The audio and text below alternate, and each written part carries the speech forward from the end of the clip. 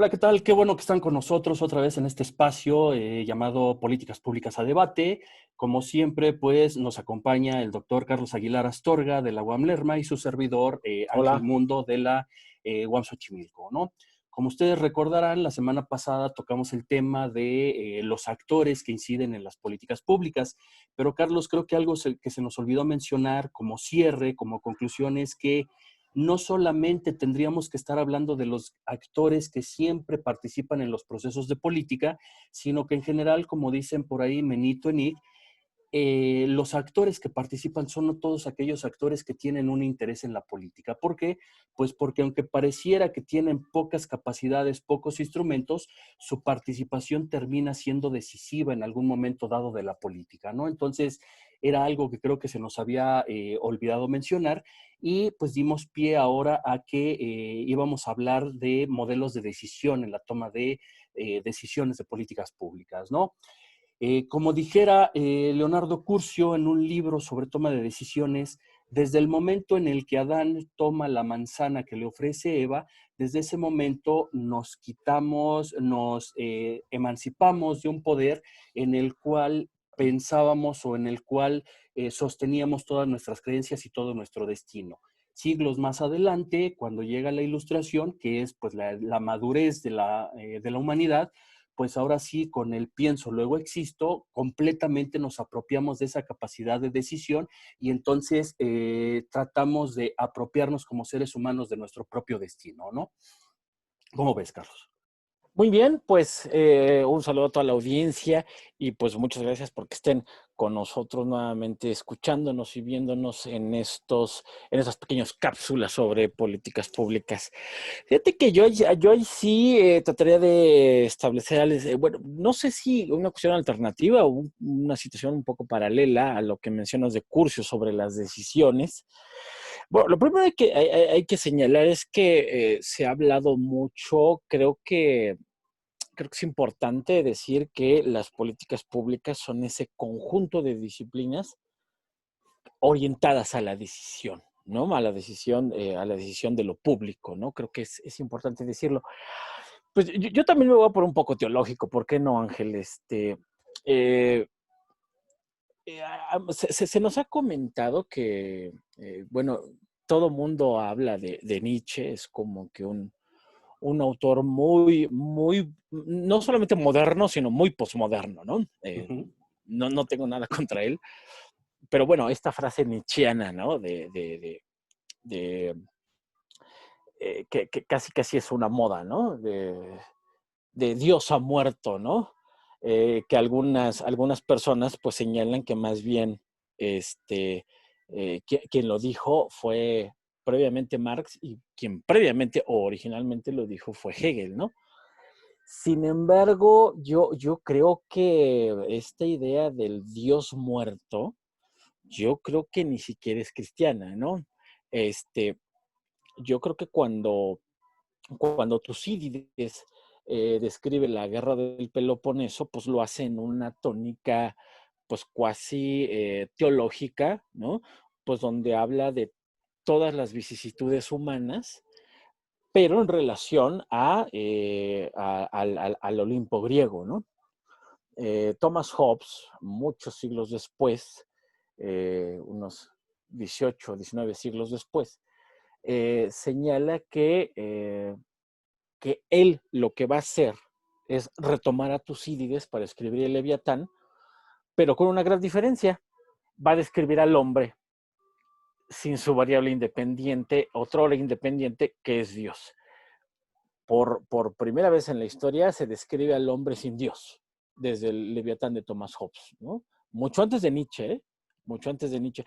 Entonces, el hombre, ¿por qué estamos diciendo todo esto, no? O sea, vaya, porque justamente la decisión, el hombre empieza a decidir cuando Dios muere, ¿no? Eso es lo importante. Entonces, ¿desde qué momento el hombre empieza a tomar conciencia y se da cuenta que está solo en el mundo sin un Dios que le solucione todo? Pues creo que ese es uno de los grandes aportes de Thomas Hobbes, ¿no? Entonces ya llevamos bastante tiempo con un Dios muerto y que, si me lo permites, Ángel, pues eso explica también, hablando de rebrotes de COVID, también tenemos este rebrote de teología, ¿no? Pues claro, es muchísimo más fácil vivir con un mundo que se inventa un Dios, que implícitamente toma decisiones, a uno que necesita política y discusión para ponerse de acuerdo en tanto decisiones, ¿no te parece?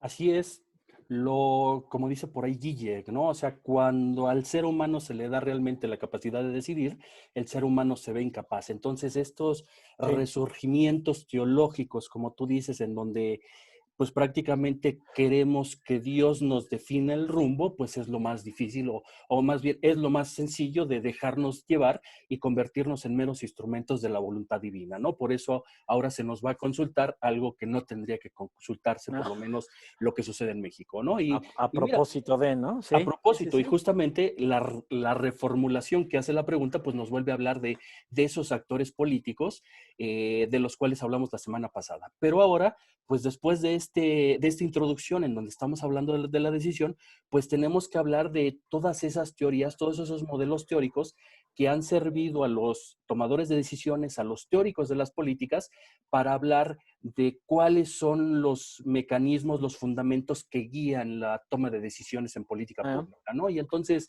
tenemos una vastedad, tú lo sabes, sí, podríamos sí. estar hablando de ese modelo racional, de esa racionalidad absoluta que es inaplicable, pero que otra vez Ujú. dice Curcio, pareciera que es la que guía toda la toma de decisiones en todos los ámbitos, ¿no? Pensar que existe un ser con la capacidad absoluta de procesar, de hacer acopio de toda la información, procesarla y en consecuencia tomar las decisiones, Claro, ¿no? claro. Eh, Algo, por cierto, perdón que te interrumpa, pero esto, la psicología social que influye en los años 60 en la discusión de la política pública, ya también lo había establecido, cosa que no se discute actualmente. Esto de que el hombre es racional a la hora de tomar decisiones, ya la psicología social hizo juicios de valor al respecto, ¿no? sí, sí, sí, digo, no estamos descubriendo el hilo negro, pero Ajá, ajá. pareciera que sí nos están Pero planteando cosas demasiado novedosas cuando lo único que están haciendo es como desempolvar los fundamentos, ¿no? claro, claro, Eh, ¿no? Entonces, tenemos muchos actores neoclásicos que están descubriendo que el hombre no es totalmente racional, ¿no? Dices, wow, wow, ¿no? Así es, aunque por ahí pues tenemos también el resurgimiento de estos hombres que parece que lo saben todo, tanto las causas como las consecuencias de los actos y también las soluciones a los problemas, ¿no? O sea, el presidente estadounidense es un claro ejemplo, el presidente Ujú, mexicano es otro ejemplo paradigmático de estas personas que lo saben todo, que lo conocen todo y que tienen la capacidad de solucionar todo, aunque la teoría los refute y la teoría y la práctica terminan refutándolos, ¿no? Pero entonces, sí, tenemos sí. ese modelo de la racionalidad absoluta que fue criticado por Herbert Simon, que propuso su modelo de la racionalidad limitada. Más adelante, Charles Limblom también hará una reformulación, una crítica y nos propone un modelo que es el modelo incremental. Ujú, Podemos hacer una larga lista, pero habíamos quedado desde la semana pasada que nos íbamos a concentrar en un autor, Carlos, que es paradigmático en estos estudios porque se viene a conmemorar un año más de una crisis que dio sustento a un artículo que publica en el año del 69 Graham T. Allison, este consultor, este politólogo estadounidense que es consultor de las Fuerzas Armadas, que ujú, ha participado en estudios de este centro, un think tank llamado RAND, que es ujú. Uf, Research and Development. Y entonces es un autor muy contemporáneo, muy actual, pero que decía un amigo, parece que cada vez se le viene leyendo menos, aunque lo que hace es sumamente fundamental para entender la geopolítica y para entender la toma de decisiones a nivel internacional. Entonces, Graham T. Allison, en el año del 69, publica su artículo Modelos conceptuales y la crisis de los misiles en Cuba. ¿Qué es lo ujú. fundamental de este artículo, Carlos? Bueno, primero que nada, decir que todos estos autores que hemos estado tocando, por lo menos en este programa, es como para dedicarles una tesis de doctorado cada uno, ¿no? Tienen una obra inmensa.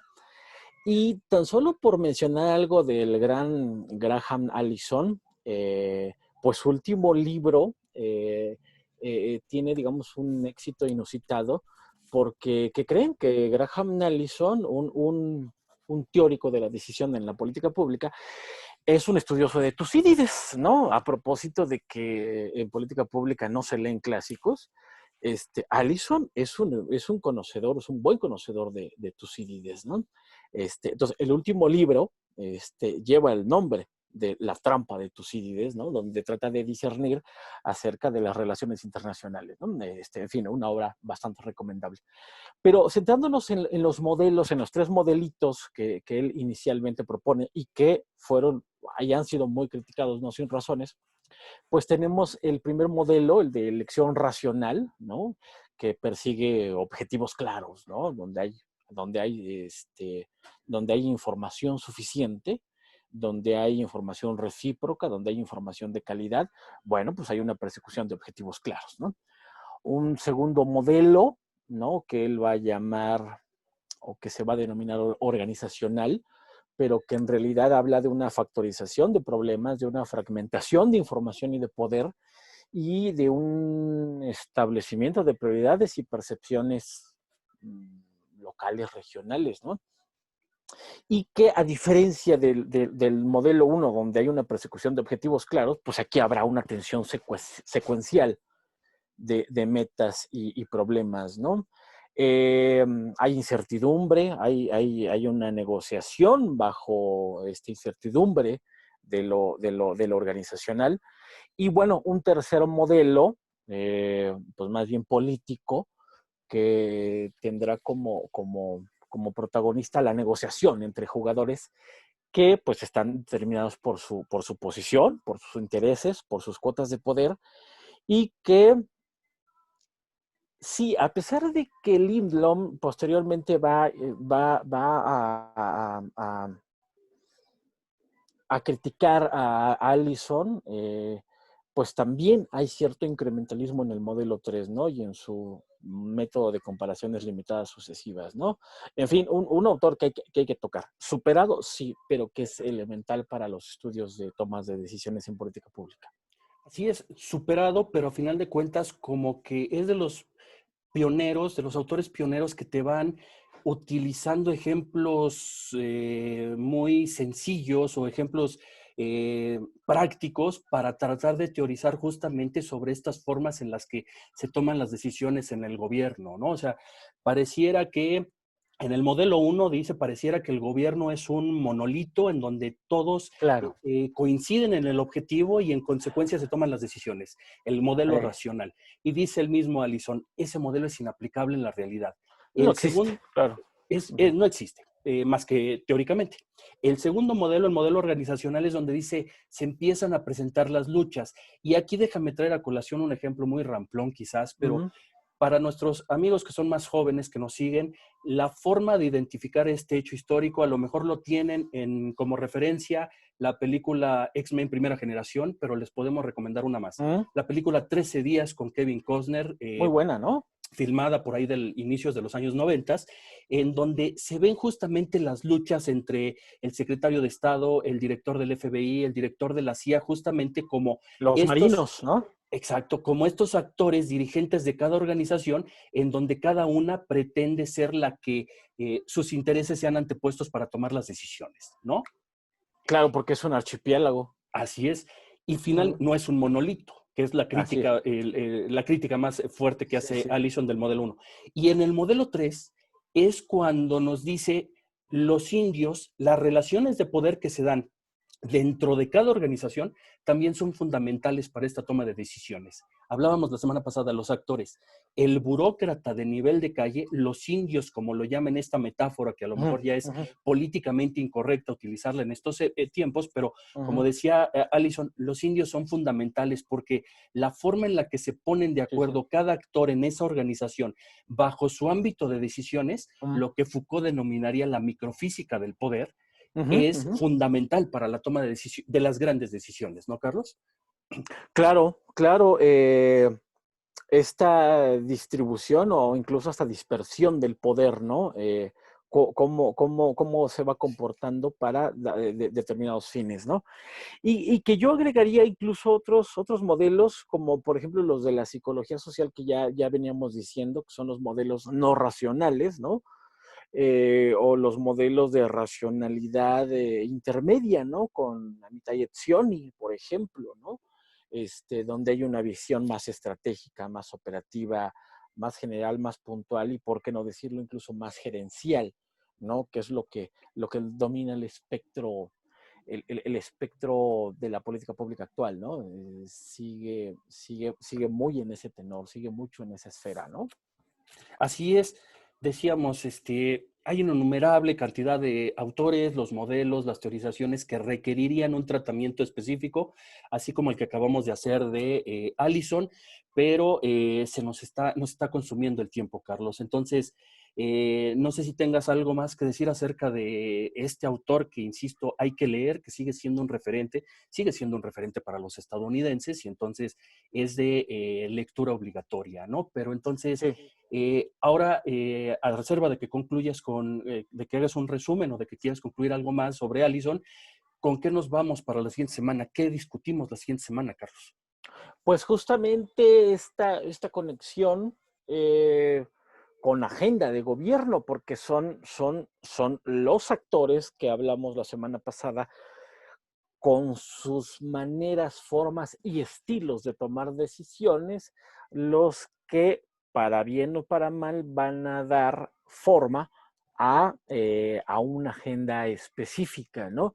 Entonces, muchas veces las agendas no son lo que se planeaban, muchas veces las agendas no son lo que se esperaban, a veces sí forman parte de una decisión racional, pero muchas veces no, muchas veces son coyunturales, como ahorita lo que pasó con el COVID, y yo creo que hablar en estos poquísimos minutos sobre agenda, sobre los tipos de, iba a decir agenda de gobierno, pero en realidad son varias agendas, Ujú. pues creo que nos podría ocupar nuestra siguiente sesión. ¿Qué te parece? Me parece muy bien porque ahora sí que, como dices, a decir de Crozier, es el control de los espacios de incertidumbre lo que va generando Eh, esos espacios para la toma de decisión y la construcción de cada una de las agendas de cada uno de estos actores. Entonces, me parece muy bien.